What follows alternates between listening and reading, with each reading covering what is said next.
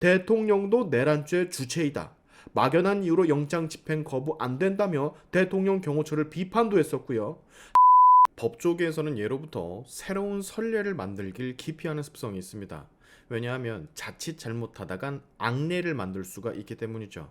특히나 지금 같은 대통령이 부재 중인 상황에서 권한 대행도 아니고 그 권한 대행의 권한 대행인 본래는 장관인 자가 대통령의 고유 권한인 높은 급의 인사권을 행사하는 건 원래는 안 되는 거라고 저는 생각을 합니다.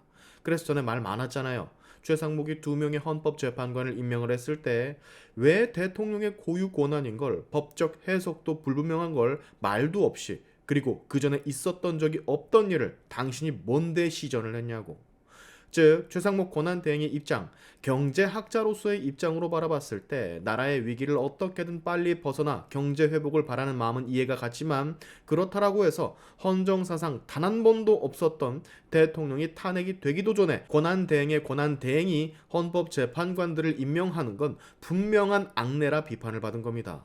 자, 근데 그 시간 이후로 얼마 지나지 않아 최상목이 또 전에 없었던 또 다른 선례를 남기기 직전이라 논란이 되고 있습니다.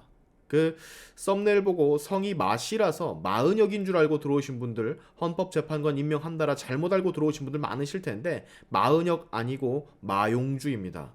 마용주는 조희대 대법원장이 윤석열 대통령에게 요청했던 새로운 대법관 후보들 중 한 명. 지금 이 사람을 최상목 권한대행이 또 대법관이면은 헌법재판관이랑 동급으로 치는 자리거든요.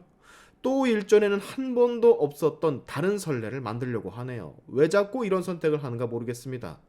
대통령의 고유 권한을 자꾸만 그 권한 대행이 행사한다라는 건 그것도 그냥 권한 대행도 아니고 권한 대행의 권한 대행, 실제로는 부총리, 장관급의 인사가 그보다 더 높은 헌법재판관 2명, 대법관 1명을 본인이 임명한다라는 건 제 시각으로선 분명히 잘못된 일인 것으로 보여져요. 물론 조희대 대법원장이 임명을 제청했고 윤석열 대통령은 탄핵소추안이 가결되기 전인 12월 13일 임명 동의안을 결재해 국회에 제출했다라고는 하지만 그래도 대통령이 부재 중인데 이런 전례를 자꾸만 만들면 나중에 행여나 불이익으로 우리에게 날아올 수도 있거든요. 저는 그걸 걱정하는 겁니다. 전례가 없는 것을 만든다라는 거, 그게 보통권이면 그나마 괜찮은데 그것이 인사권을 행사하는 것이며 그 대상들이 대법관급, 헌법재판관급이기 때문에 대법원의 사건 처리 지연 문제 등을 고려해서 지금 임명 검토를 하고 있다라고 하던데 이미 최상목 권한대행은 권한대행 체제에서 대법관을 임명하더라도 절차적 문제가 생기지 않는다라고 판단한다 합니다. 일단 마용주라는 인물 대법관 후보자에 대해서 조금 프로필을 살펴보자면 서울고등법원 부장판사로서 12월 27일 퇴임했던 김상환 대법관의 후임인 사람이에요. 1969년생으로 사법연수원 23기, 경남 합천이 고향이며 낙동고와 서울대 사법학과를 졸업했다라고 합니다.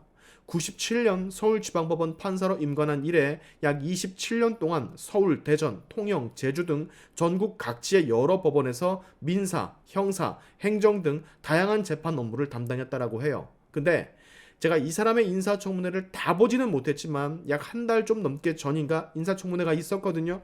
그 자리에서 했던 발언들을 몇 가지 좀 보면 문제가 상당히 많다라고 보여집니다. 일단 지금의 대통령 탄핵 반대를 외치는 우리와는 전혀 다른 발언들을 했던 것으로 기억을 하는데 대통령도 내란죄 주체이다. 막연한 이유로 영장 집행 거부 안 된다며 대통령 경호처를 비판도 했었고요. 한덕수 당시 권한 대행에게 헌법재판관을 임명해야 한다라고 그렇게 발언을 했었고요. 윤석열 대통령의 탄핵 사유는 박근혜보다 위법이 더 중하다라는 발언까지 했었어요. 참 분위기 싸해지죠. 근데 이런 사람을 지금 최상목 권한대행이 임명하려고 하고 있다고요. 이거 뭐 어떻게 해야 됩니까? 최상목 물론 그 자리에서 새 직위의 일을 하느라 정신이 하나도 없겠지만 적어도 임명을 하려고 한다면 지금 현 정부에 반하는 의견을 가진 사람은 더 심사숙고해야 하며 혹은 하지 말아야 대통령이 올 때까지 기다렸다가 해야 되는 게 옳지 않을까요? 대통령도 내란죄 주체라고 말하는 사람을 지금 대법관으로 임명을 한다라. 내란죄가 아니라고 수백 번은 얘기를 했는데 내란죄 주체라 단정짓는다라. 이게요, 마영주라는 이 사람이 그때 당시에 여당 위원들의 불참으로 야당 위원들만 질의를 하는 그런 상태에서 압박을 받아 이렇게 말한 줄은 제가 잘 모르겠습니다만, 그리고 시기가 계엄 거의 직후의 시기라서 이렇게 대답한 줄은 모르겠습니다만, 어찌됐건 대통령을 지키려고 하는 지금의 우리와는 영 반대되는 입장을 가진 인물임은 우리는 이 발언들을 통해서 알 수가 있어요. 여러분의 생각은 어떠십니까? 최상목이 이 마영주라는 대법관 임명하는 게 맞다라고 보여지세요? 댓글 한번 남겨주시기 바랍니다. 여러분들의 의견을. 자, 오늘 헌법재판소 대통령의 최후 변론이 있는 날입니다. 아마 2시에 시작을 해서 밤 9시쯤 종료가 될 것으로 보여지는데요. 증거조사 1시간, 국회 측 최종 변론 2시간, 윤석열 대통령 측 최종 변론 2시간, 정청래 소추위원단장 최종 변론 약 30분, 윤석열 대통령 최종 변론 약 1시간 순으로 진행이 된다 합니다. 대통령의 최후 진술은 늦은 밤 8시 또는 9시를 예상하고 있어요. 오늘 헌재 마지막 변론일이라 가시는 분들 참 많으실 텐데 저도 잠시 갑니다. 음료 트럭 몰고 여러분께 나눠드릴 마스크 챙겨서 현장에서 뵙도록 하겠습니다. 여유가 되시는 분들은 영상 상단에 있는 계좌에 자발적으로 음료 트럭 후원 주시면 향후 있을 모든 집회에 제 트럭이 달려가 여러분들께 음료로서 다시 제공해 드리도록 하겠습니다. 헌재에서 봐요 여러분. 오늘의 샤인트프 여기까지 하겠습니다. 여러분의 영상 공유는 세상을 밝히는 힘이 되니까 꼭 공유 부탁드리면서, 지금까지 제 영상이 좋으셨다면 구독과 좋아요 그리고 알림 설정까지 꼭 한 번씩 눌러주시면 감사하겠습니다. 다음에 봅시다.